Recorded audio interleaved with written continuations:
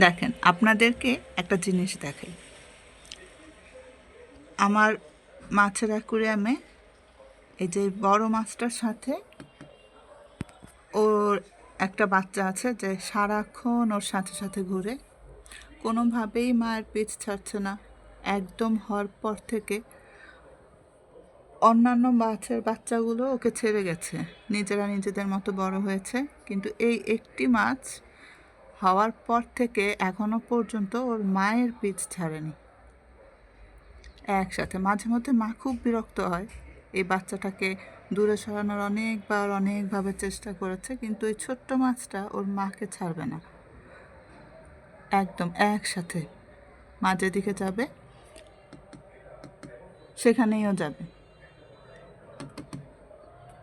একদম মায়ের পিছে পিছে দেখেন, একদম মা যেদিকে যাচ্ছে ও ঠিক সেখানেই যাবে।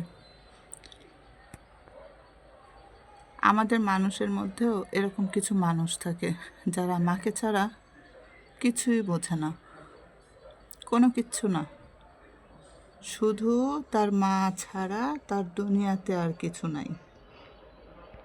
মা ভালোবাসা ভালো, মাকে ভালোবাসা ভালো, কিন্তু এমন অন্ধের মতো যদি হয় সেটা আসলে অনেক সময় বিরক্তিরও কারণ হয়ে দাঁড়ায়। এই দেখেন, ও যেখানে যাবে ওর এই বাচ্চা ঠিক ওখানেই যাবে,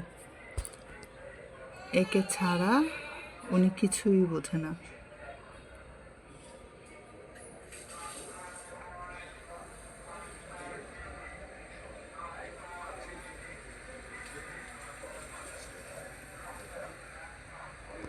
দেখছেন, কোনোভাবেই উনি ওনার মাকে ছাড়বে না, একদম ছোটবেলা থেকে।